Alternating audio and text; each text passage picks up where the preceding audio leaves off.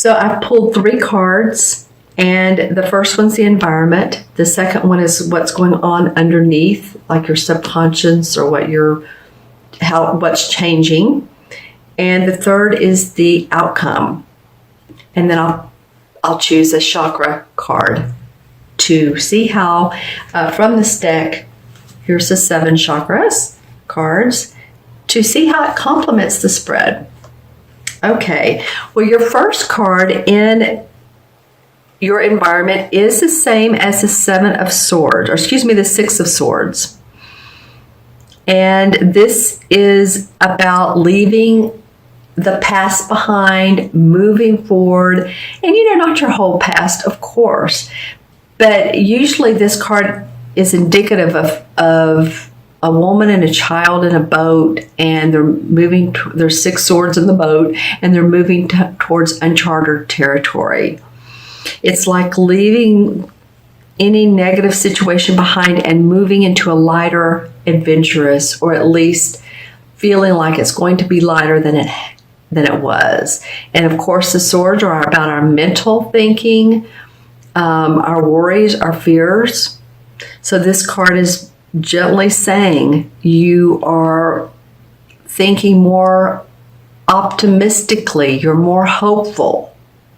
Whatever you've been concerned, worried about, stressed about, for a lot of you, there's a lighter adventure coming for you, a lighter phase of your life.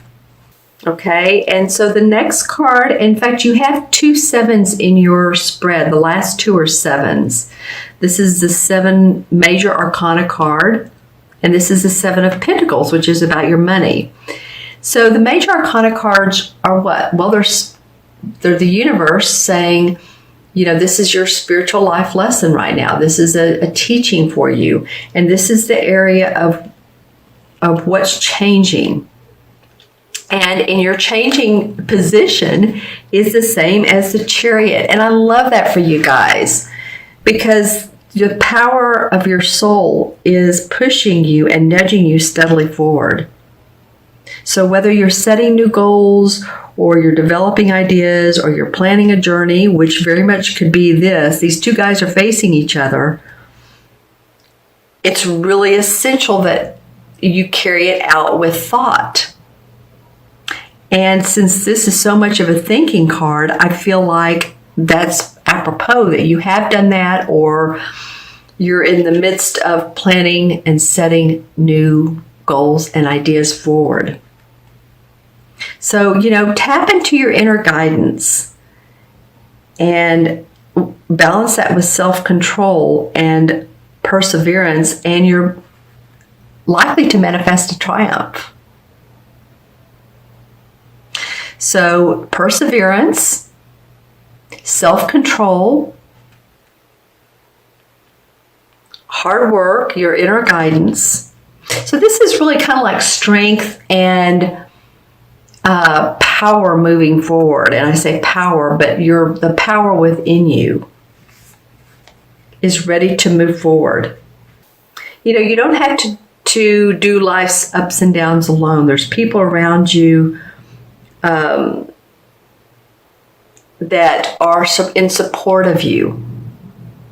So if you feel like you're having to take big steps, or that life is calling you out to do that, which is what this card is about. But you see, he has this red flag, and this red flag is like victorious to him, and this horse is leading him. And so that's what reminds me, horses are all about strength and success. So you have those around you who are ready to help you or support you, or maybe if it's your guides or angels, ready to guide you. But this is a powerful time to tap into the knowledge of others as well as your own inner resources. So let others help guide you. Let others, if they have suggestions, ideas, input, listen to them, because I feel like if you feel like it's meaningful, of course, but you don't have to do this alone. It's your inner resources combined with other people's knowledge and suggestions that will help guide you forward into your new journey, into your new position of work. You're leaving one state, moving to another one, or one country, moving to another one journey to another, right? That's what these two cards really emphasize. Now, your third card is the same as the Seven of Pentacles. And again, I was talking about what the seven implies. It's patience and planning, basically. The Seven of Pentacles usually has the artwork of a guy that's out in a field, like he's been working a harvest. He has his head down like he needs a rest.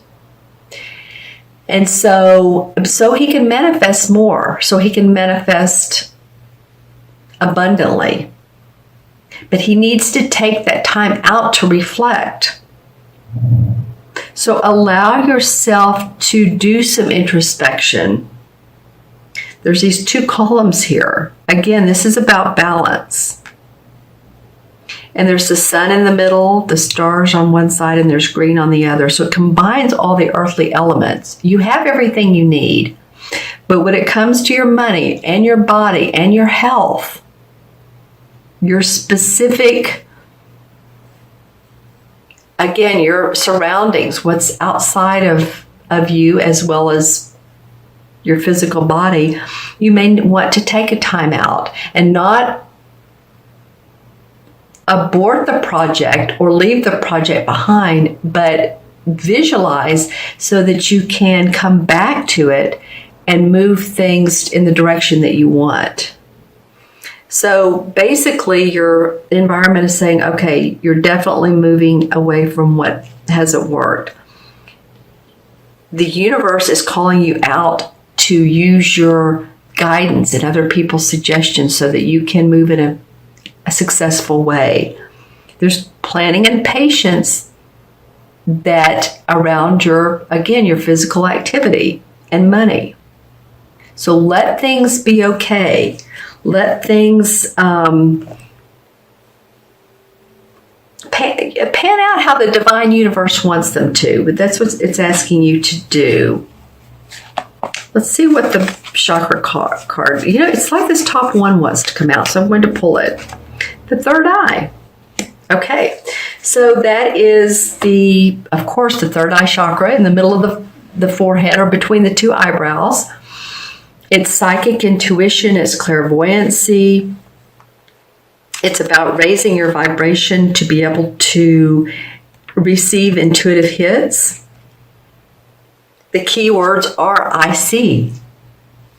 So when you're in a situation and something comes into your third eye, or it's just a knowing or intuitive hit, or you have a visual, don't turn away from that, or just don't say, oh no, that's nothing. I many times have done readings where it's like, really, that's the visual I'm getting right now? And you'd be surprised how it connects with what's going on with the person. So let those visuals come to you. You guys are so good at that anyway. I mean, you're a water sign, you're intuitive, right? Let the knowings come to you. It will help you along this journey. And to balance the third eye, visualization, color therapy, meditation. Meditation with visualizations is awesome. Kind of like let your mind go. You may want to sit down and ask yourself a question like, okay, what does this month look like to me? What does it visually look like to me? Close your eyes, take a deep breath. And then the first thing that comes up, it could be a color, it could be a number, it could be just a straightforward visual, straight up visual. But the third eye works closely with the crown chakra and the throat chakra. So the crown chakra is the seventh, which is on your crown on top of your head, and then the throat is the throat. So the third eye sees.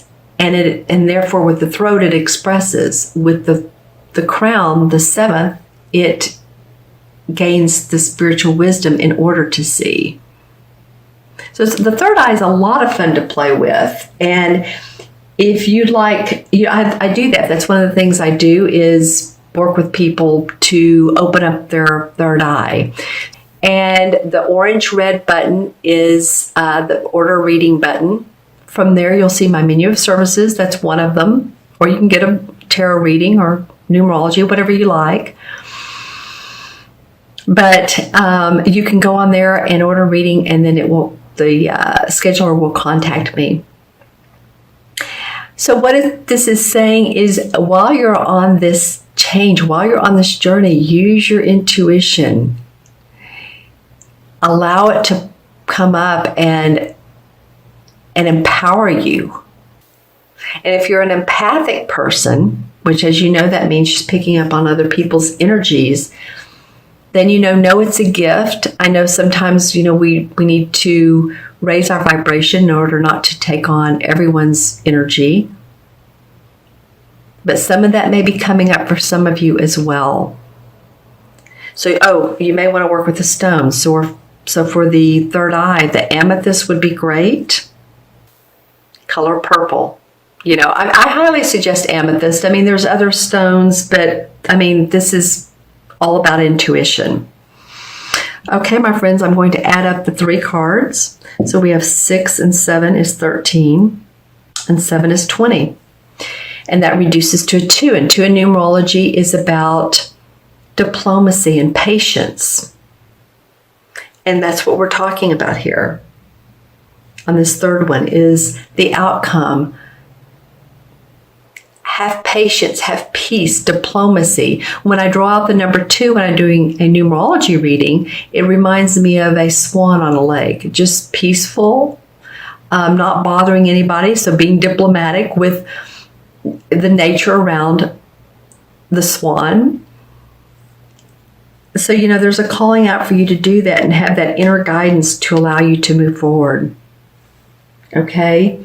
Because in the the major arcana cards, the number 2 is the magician card. The number 2 is the high priestess, I believe.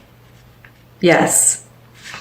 The high priestess is all about her intuition. She is the psychic one of all of the tarot deck. Yes, she goes by her guidance, inner guidance. She knows there's the ebbs and flows of life, and she's okay with that. And if you use this, you'll begin to perceive people and situations with a deeper meaning. So you can not only benefit and observe beneath and beyond what's in front of you, you'll see the real deal, what's really going on. So it's calling out for you guys, Scorpio, to use that natural, innate, intuitive ability that you have and perceive so that you yourself, and with the help of others, possibly move forward.